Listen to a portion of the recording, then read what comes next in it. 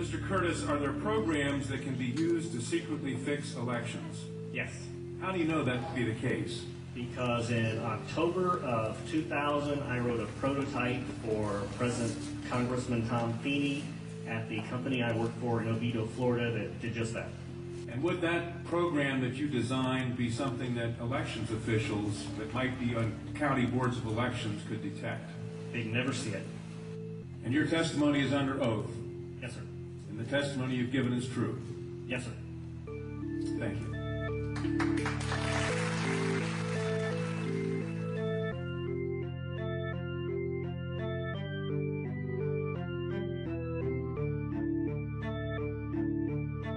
In 2000, I was working for Yang Enterprises, which was a company in Oviedo, Florida, and their chief lobbyist, their corporate attorney, and Speaker of the House of Florida was Tom Feeney. Tom Feeney was the general counsel and registered lobbyist for Yang Enterprises, even while he was Speaker of the Florida House. He came in one day, one of my first introductions to him, and he wanted us to build a vote flipping software.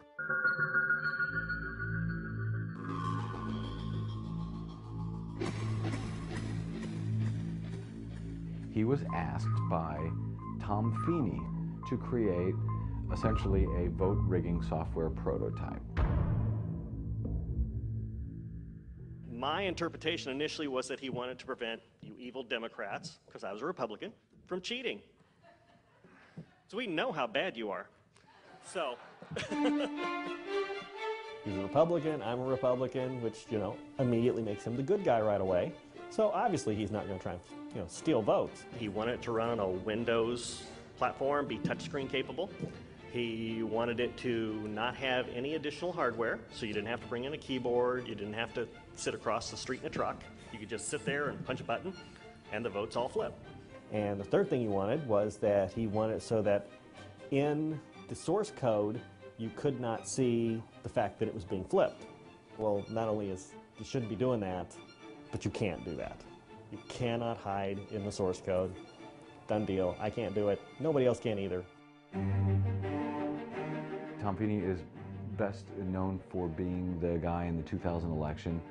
No matter what the Supreme Court decided, he was going to assure that the electoral votes went to George W. Bush.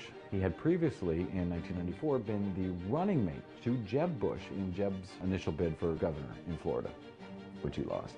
So I built it for him, gave it to Mrs. Yang along with the sheet on how you prevent vote fraud. She said, "You don't understand. In order to get this contract, we have to hide the vote fraud in the source code. This is to flip the vote in South Florida." Which, I'm thinking, what are you, a crook?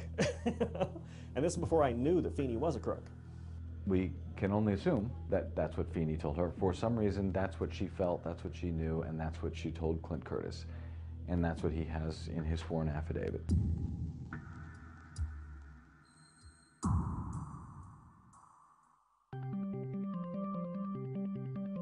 He had a lot of political theory about, you don't have to actually beat the Democrats in the Democratic area, you just have to reduce the margin enough so overall it weakens it and you win that way. And he's just a wild man. I mean, he was willing to do anything to win. And I'm thinking, well, these people are crooked, but they're probably crazy. No one's going to sit by and let them do this anyway.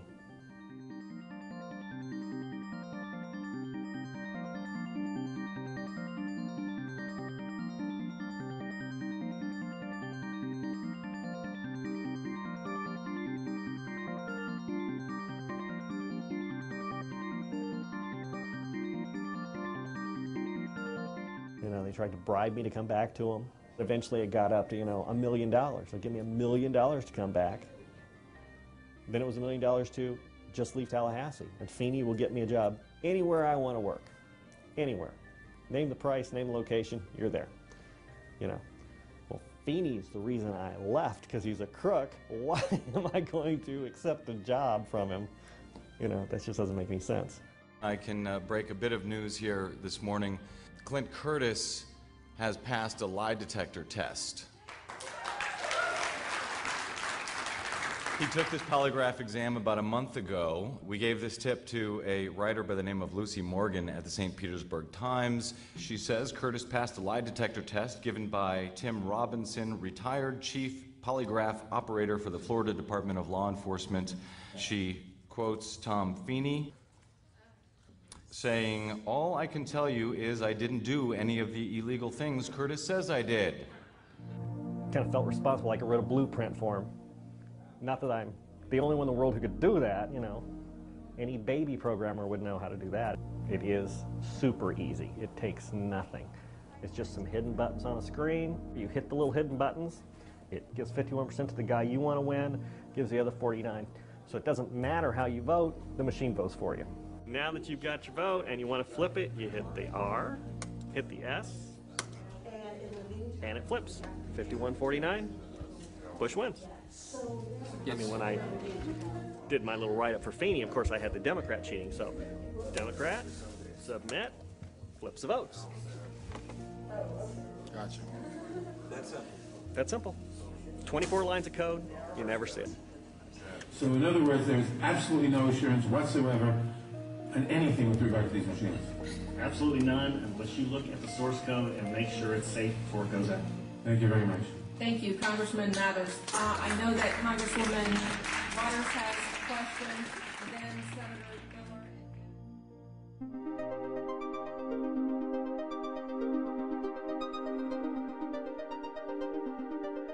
Republicans want to win, and that's it. What we want will be worked out later, as long as we win.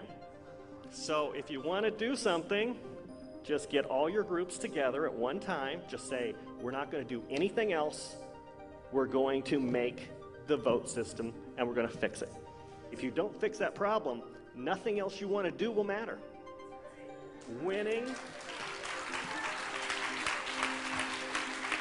The goal has to be to win. And once you get it fixed, then you can go back and focus on what you really wanted to do, but you can do it better because now you won. And that's what you got to do.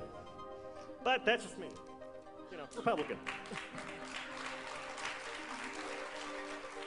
I grew up thinking you're supposed to do the right thing, and that's what I do. I'll do it until someone makes it so I can't.